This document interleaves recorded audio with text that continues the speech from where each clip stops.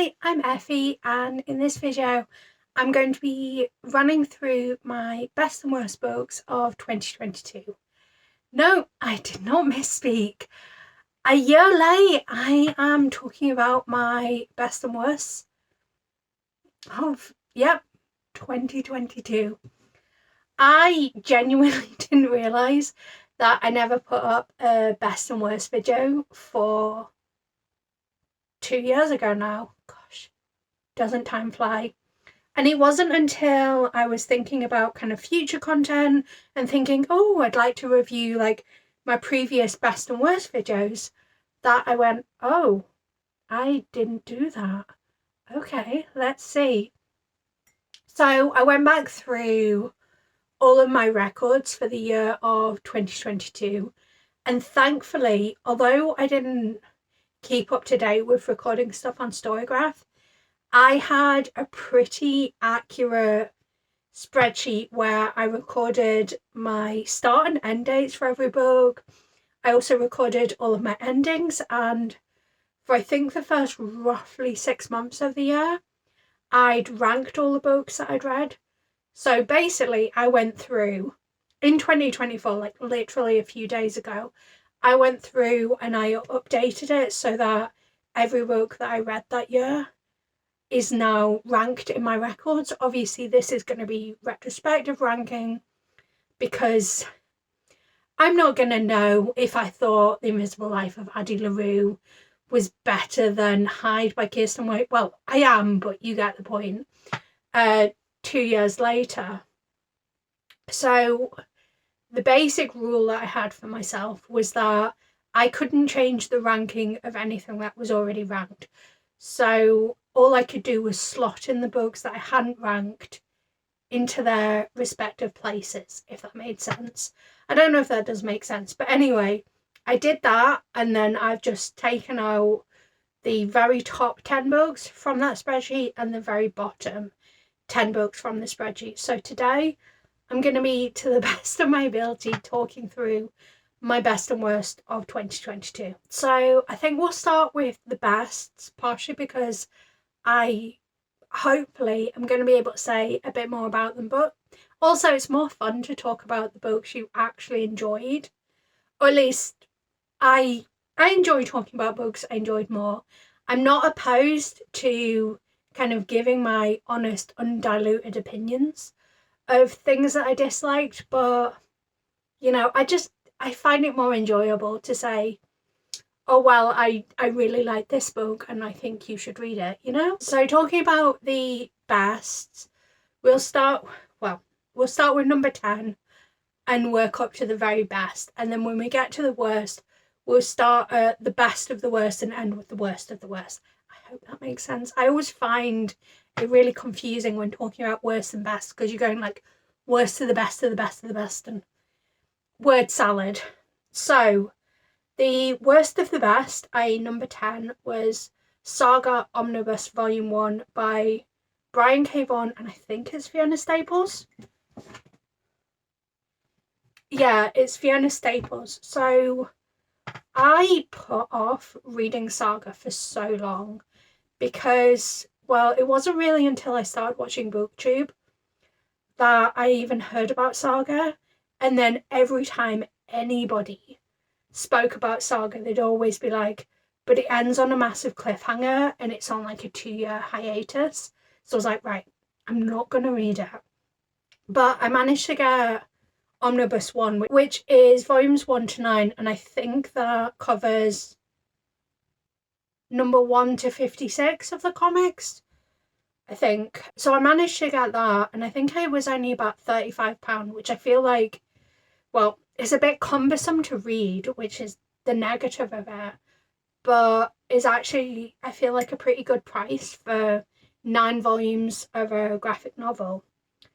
So I basically had put it off, and then in 2022 I decided that I was going to do the comics and graphics novel category of the Goodreads Choice Award. So in the 3 years that I've been on BookTube, I've chosen a different category every year from the Goodreads Choice Awards, and my goal is to read the whole category The first year I did it, I think I read half the category because I hadn't found my groove at that point. Last year, it was graphic novels and comics. I also had COVID at the time. Well, not last year now, 2022. And I think I read all 20 that year. And then last year, 2023, I read the fantasy category, which was definitely the most challenging category I've done to date. But I also managed to read the whole of the fantasy category. So anyway, in 2022, when I read the comics and graphic novel category, Saga Volume 10 made it onto the list. And I was like, oh no. But also, the time has come. So in order to be able to read Volume 10, I had to go back and read Volumes 1 to 9, which thankfully I already own and have on my shelves. And like Volume 10 was fine, but when you read 1 to 9 in a day and 1 to 9 hit so hard, I think reading a single volume was never going to hit the same. But I had a really good time reading Saga. I thought it was really enjoyable. It was emotional. It had shocking moments. You really felt like you were on a journey with these characters and you just constantly wanted to know what was next. And I don't know, it's, you know, when you read like a sweeping story that tells the story of characters over many years, possibly over many generations, and you just love being like along for the ride. That's how Saga felt. So it was a good time. In the number 9 spot, we have Grown by Tiffany D. Jackson. So Grown is the story of a young singer who essentially gets groomed by this much more well-known, famous singer. Like, this young singer has got talent, but this famous singer really is only there to kind of abuse her. And what I really enjoyed about this book, beyond the fact that I really like Tiffany D. Jackson's contemporary work, I don't think I've found a horror by her that I enjoy to the same extent, but her contemporary I have a really good time with, I think. Yeah, because I've read Allegedly, I've read Monday's Not Coming, and I've read Grown, and I think those are the 3. I know Let Me Hear You Rhyme is also contemporary, but I think that's a novel in verse. So I knew I liked Tiffany D. Jackson, but this book, given my history of, you know, different circumstances, I can't sing, he was a nobody, but like I was groomed as a teenager, so this is a book that I really appreciated because it took a very unambiguous stance about it. I especially appreciated the way that it took a very firm line on just because the law might say it's okay doesn't mean that morally it's right. Because I think one thing that still I have difficulty with is conversations that people have. I mean, it's mostly in online spaces because I would shut someone down if they said it in person. But conversations I see where people are like, oh, well, the younger person's 16 and the age of consent in the UK is 16. And the older person's like 26 or whatever. And they're like, oh, well, that's fine because they're both above the age of consent. And it's like, no, just no. And this book was very much like, yeah, just because it's technically legal doesn't make it okay. And I liked that, and it healed a little part of my soul to read it. A Merry Little Meet Cute by Julie Murphy and Sierra Simone I read for a Grinchy Christmas video, and I loved it. So Sierra Simone is one of those authors that is pretty much an auto-author from me. Obviously, like at the point I read this book, I hadn't read as much Sierra Simone, but at this point I've read A Lesson in Thorns, the books that are currently out in the Lioness trilogy. So it's basically just the Salt Kiss, but there's a prequel and there's also a bonus short story. I've also read the whole of the New Camelot series, and I really enjoy the way that Sierra Simone writes. This was my first time reading anything from Julie Murphy, so I don't know what the division of labour was with this book, but overall it worked really well. I really liked that we had a fat main character. I liked that it was sex work positive. It was very queer. There was just so many elements that worked so well for me and made it just an enjoyable ride. The Invisible Life of Addie LaRue is in the number 7 position on my list, which I think kind of shocking because I make no bones about the fact that V. Schwab is quite probably my favourite author. I have read everything that V. Schwab has published, including short stories and things like Don't Call Me Crazy and Because You Love to Hate Us. Hate Me, I think it's called. So I make my bone. Like, I've read all of Schwab's work. But The Invisible Life of Addie LaRue, I think, I hadn't read that much Schwab at the point that I read that. I may or may not have read Broken Ground, I'm not sure. It's the only Schwab I actively do not recommend. I'd read the Shades of Magic trilogy and I'd read the Cassidy Blake trilogy. I can't remember if I'd read Vicious at that point, but I think like beyond that I wouldn't have read any of the Schwab. So I wouldn't have read Vengeful, I hadn't read The Dark Vault, hadn't read Monsters of Verity, hadn't read Everyday Angel, hadn't read The Never Witch.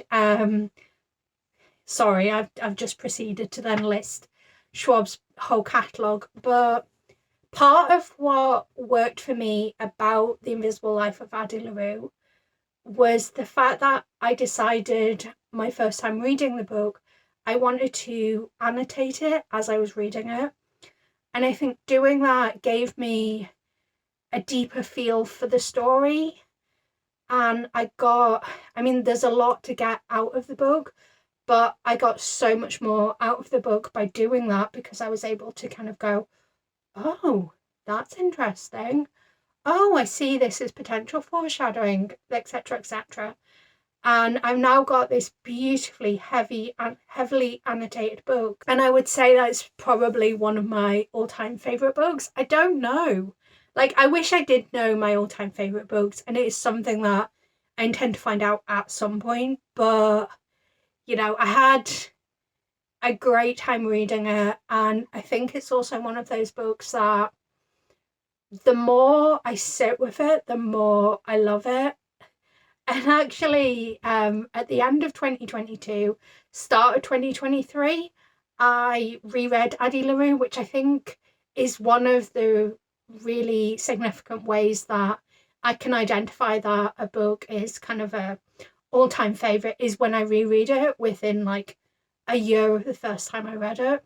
And like, I'm not going to go too much into what Addie LaRue is, because one, I think there's definitely a joy in going into the book without knowing that much, but also I think it's Schwab's best performing book, so you probably already know. But essentially, you've got this young woman called Addie LaRue who, sorry, that's my WhatsApp. I'm going to mute my laptop. You've got this young woman called Addie LaRue who makes a Faustian bargain to live forever, but everyone she meets forgets her as soon as they turn away. In the number 6 spot, we've got A Mirror Mended by Alix E. Harrow. This is the second book in the Fractured Fables series. I don't know if this is a duology or not. I would definitely like more books in this series, but obviously only if it's going to add to the canon. What I like so much about the Fractured Fables, and what I liked so much about A Mirror Mended as opposed to A Spindle Splintered, well, A Spindle Splintered also does it, but I think A Mirror Mended was a lot better at what it was doing, is that it looks at the lore and the canon of these famous fairy tales. So in the case of A Mirror Mended, we're looking at the story of Snow White. and we're going, okay, this is what we might know the story as, but what about from another cultural perspective? And I like the way that it got into the different ways that this same story has been told, and it doesn't shy away from some of the darker variations of the story. I mean, there's also a certain enjoyment to the fact that the Fractured Fables are kind of a multiverse story, because they're playing out all these different variations on the... Sorry, I apologize if you can hear B. My library, there's only a wall between my library and his office, so it's quite possible that he's in his office doing a live or something on TikTok whilst I'm filming, so hopefully you can't hear him, but if you can, I apologize. So, as I was saying, these are kind of like multiverse stories where the same story, where the same fairy tale is being played out, but it's the different variations on this same fairy tale. I liked the fact that it was a sapphic story. I mean, A Spindle Splintered is also queer, and I think there's a sapphic pairing in that as well. But A Mirror Mended just all around felt like a much stronger story.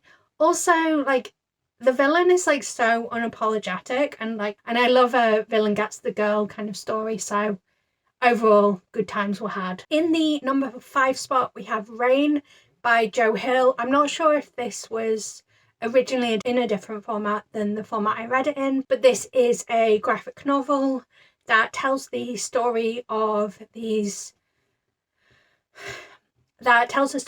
young woman who, on the day that her girlfriend is meant to move in with her, there is a kind of a freak rainstorm where spikes of glass rain from the skies, as rain does, and many casualties are had. This is a story about grief. It's a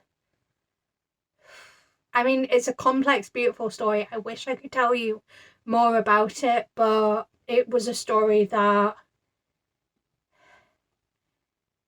I felt all of the emotions, and I thought it was beautifully written, and the artwork is also gorgeous. In number 4 spot, we have another graphic novel, and this time it was The Many Deaths of Laila Starr by Ram V. I don't know enough about Indian mythology to be able to kind of speak on it, but it felt very much like Indian mythology inspired, and we're following our titular character of Laila Starr as she is repeatedly reincarnated, and there's this one character that she keeps meeting and their stories keep overlapping. It's another story where you're looking at grief and death, and gorgeously written, absolutely stunning artwork, and an absolute treasure, and 100% was the best graphic novel that I read in 2022. In the number 3 spot is Honey and Spice by Bolu Babalola. I absolutely adored this book. It was such a good romance. To say it's spicy is to be disingenuous. I think the spice level is 1 chili pepper at most, but the scenes of spice are written like poetry. They are absolutely gorgeous, and the banter that these characters have is on point. This is I believe it's fake dating enemies to lovers, where these 2 university students, one has a radio show, I can't remember what the other one does, but they decide that dating will help both of them, or at least fake dating will help both of them. And then as they get to know each other, they realise they have more in common than they realised, and they make a connection on quite a deeper level.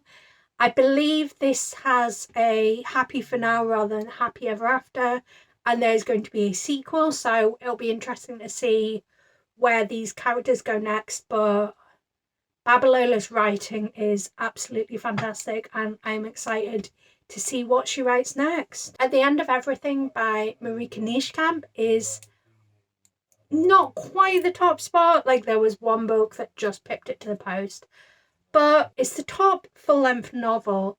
This book is so smart. So this book is set during a pandemic. I'm not sure if this was written during the pandemic or it just happened to be set during a pandemic. But what happens is these young people, I think they're all like young offenders, are in, I guess, like a rehabilitation centre.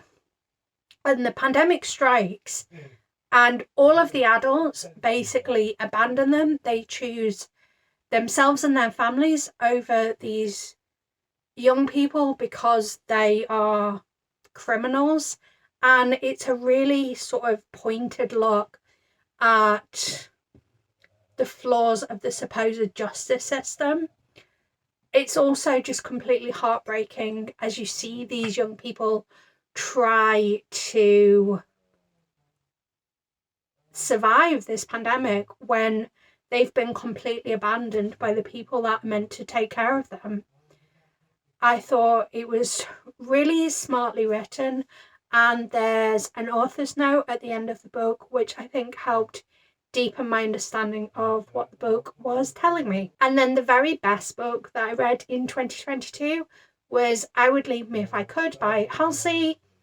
I don't remember too much about this other than the fact that it was absolutely gorgeously written, and it was one of those books that I connected with and felt so kind of seen and understood. You know, when you read a book and you go, none of us are truly unique, none of our experiences are truly unique, and you just feel that level of connection, not in a parasocial way, but in a, you know, I'm not alone, I'm not unique, but like, that's a good thing. Yeah, so it was a good time. Now we've got through the good ones, let's get through the bad. So the best of the worst was Ducks by Kate Beaton. This is a graphic novel and it's set in Canada's oil fields or something. I don't know. The thing is, this is a book that just missed the mark. Like, I think it was meant to be looking at things like poverty, the way that sexism exists on these oil fields, and many other things. Since I read this book, I believe it's also missed the mark in terms of the fact that a lot of these oil fields exist on stolen land. But overall, I just thought it wasn't very well written, and I also thought the art style made it more difficult to grasp onto the story. In the 9th position, number one will be worst of the worst. So in the 9th position, we've got I'm Glad My Mom Died by Jennette McCurdy. I feel like this needs to come with a disclaimer that I have a lot of empathy and sympathy for everything she experienced, but as far as a book went, I didn't rate this book. I think largely because it felt less like a cohesive through line than vignettes and short and snappy stories, which I'm someone that doesn't have the best experience or history with things like short stories and essay collections. It's something I am exploring this year to kind of see if I can put my finger on when I do and don't like short story collections and essay collections. But the fact that this book was written in essentially vignettes and short stories, essays, meant that I didn't enjoy it. Like, I think it would have been better if there'd been more of a through line. But also, you know, Jennette McCurdy is an actress. I don't know if she had a ghostwriter involved, but like I said, she's not a writer, so maybe that's why it just wasn't that well written. In the number 8th position, we have All Quiet on the Western Front by Erich Maria Marque. I'm not sure if that's how it's pronounced. I found this deeply boring. Also, I believe it's from a German perspective, which frankly I'm just not interested in hearing about. Like, don't get me wrong, you know, a story that has some nuance from that perspective, potentially, but for me, it just wasn't my area of interest. In the number 7 spot, we have Hide by Kiersten White. I'll be honest, as much as I remember disliking this book, and I know I've got a full rant review video up on my channel, I didn't realise I disliked this book quite as much as this. Like, for it to be almost my worst book of the year, of 2022 that is. But yeah, apparently I did not like it. There are quite a lot of flaws to the book as a whole. Like, the narrative's flawed. I think it missed the mark on some of the things that it could have discussed. And just overall wasn't really the book that I thought I was signing up for when I read it. The Invitation by Lucy Foley. All I really remember about this book is that it centres around a woman's affair, and that's just not my cup of tea. Like, I don't have an issue with infidelity in books, but when the story is the affair, I mean, maybe there's an exception to this rule, but for me, it's just a no. The Seven Deaths of Evelyn Hardcastle by Stuart Turton. I think my biggest issue with this book is that probably it was trying to be overly ambitious. I didn't like the twist, but like beyond that, having this character become different characters every day didn't work for me, largely because it takes a really skilled hand to be able to differentiate these different characters, because at the end of the day they are the same person, but they're also someone else, and that takes a lot of nuance and a lot of precision, and I just don't think Turton had it. And because of that, it made it really difficult for me to follow the narrative, to remember who the character was that day, and it just wasn't an effective book in my opinion. Black Whiskers River Pirate by John Williamson was some kind of self-published nonsense about a rat or an otter or something. I don't know, and I don't care to know, to be honest. In the number 3 spot, we have I Know Who I Am, The Life and Times of Artemesia Gentilisci by Gina Siciliano. This was a graphic novel, memoirs when it's written by the person, isn't it? So it's a biography of this famous artist from Italy. I think it was in the 1500s. Her art is absolutely beautiful, and like I don't regret reading this book, because I've learned about someone that I never would have learned about otherwise, I think. But I don't think this story was told in the most effective way that it could be. Part of it was the art style was difficult for me, but I think it's not an uncommon thing that a lot of people's feelings about graphic novels will come down to the art style. I didn't like the art style that much. I also thought the storytelling lacked subtlety and nuance. I also think that it often was like too wordy on the page. Like, if you're going to be a graphic novel, commit to that. Otherwise, just write it in a novel form. In the number 2 spot, we have The Black Phone by Joe Hill. This is actually a short story, and I read this the same day that I watched the movie of the same name, and the movie did it so much better. Like, you know, there's so many problematic elements to this short story, which is impressive given that it's only about 25 pages long. I also think that the way the film expanded on the short story was quite clever, and I liked that. But yeah, this was just a miss for me. And then in my number 1 spot, the very worst of the worst, is Her Last Move by John Mars. I am not going to go into it in this video, but let's just say that it was so problematic that I cannot in good faith ever recommend this book. And also, crime books just aren't my cup of tea. And we'll leave it at that, you know? So I hope this video has been interesting. It does amuse me that this video is a year plus late, but I thought, why not? Why not do a best and worst of 2022? You know, better late than never. If you enjoyed this video and if you'd like to see more content from me, hopefully in a more timely fashion, but honestly, I can't guarantee it, please consider subscribing. But if not, that's perfectly okay. But until next time, love you. Bye.